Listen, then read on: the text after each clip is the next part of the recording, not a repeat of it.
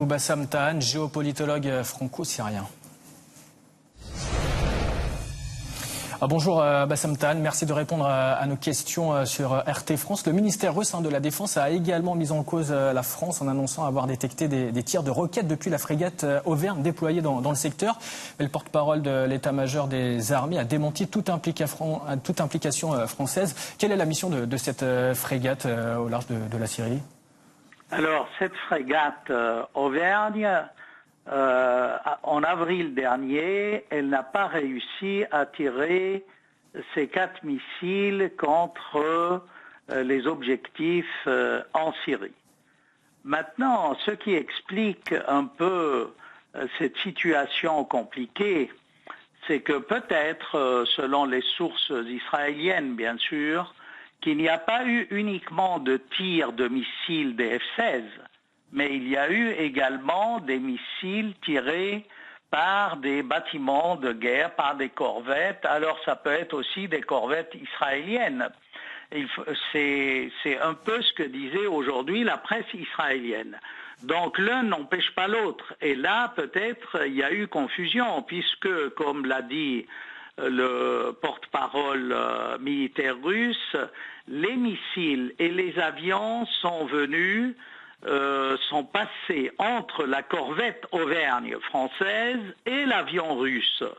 Et c'était dans ce couloir, évidemment, que le S-200, les missiles syriens, ont essayé d'abattre et les missiles tirés par les avions, et les missiles tirés par les corvettes, et les avions. Il faut dire aussi que c'est une première, parce que d'habitude, l'aviation israélienne intervient de l'espace aérien libanais pour bombarder la Syrie, ce qui fut le cas il y a quelques jours en bombardant l'aéroport de Damas.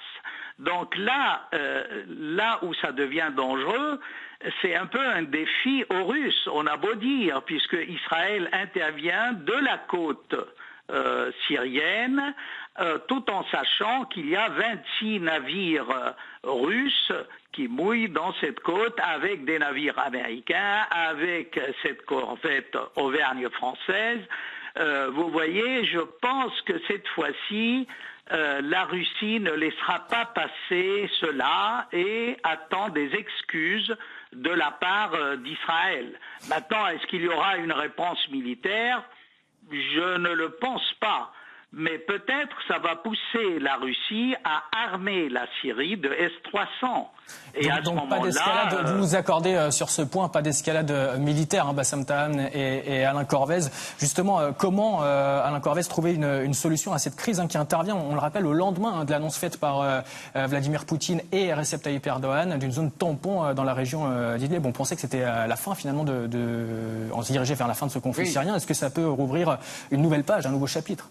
Oui, on s'oriente vers la fin de l'occupation par des terroristes du territoire syrien, et ça ne plaît pas à Israël, et ça ne plaît pas à la stratégie occidentale en général, puisqu'elle a tout fait pour obtenir le résultat inverse. Et je suis tout à fait d'accord avec Bassam Tahan sur son analyse.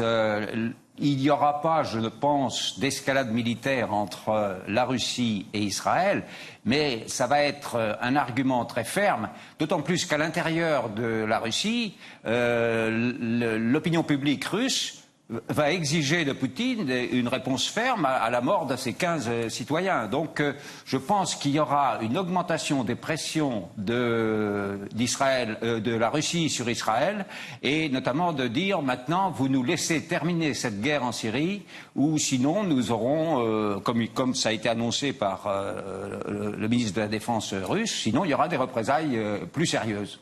Quelles peuvent être les représailles plus sérieuses justement, Bassam Tahan ?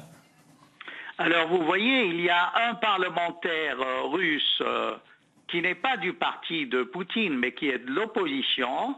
Il y a quelques semaines, il a clamé haut et fort la nécessité pour la Russie de déployer des missiles nucléaires en Syrie.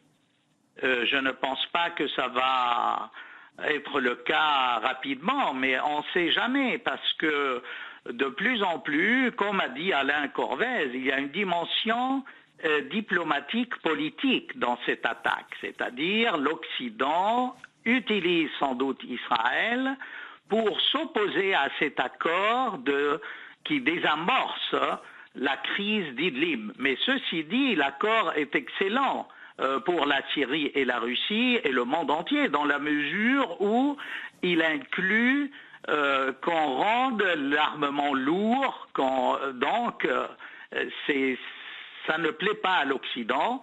Et je crois que finalement la Russie va de plus en plus moderniser les forces aériennes syriennes. Et là, c'est un bon prétexte. Merci, finalement, il faut des S-300, pas des S-400 parce que c'est trop moderne. Mais voilà, des S-300. J'ajouterai une dernière chose, que l'Iran a déjà imité les S-300 russes. Et peut-être que les Iraniens vont pourvoir l'armée syrienne de leurs S-300 iraniens. Merci beaucoup Bassam Tan d'avoir répondu en direct à nos questions sur RT France. Merci également à Alain Corvès, présent également sur ce plateau. Merci de votre invitation.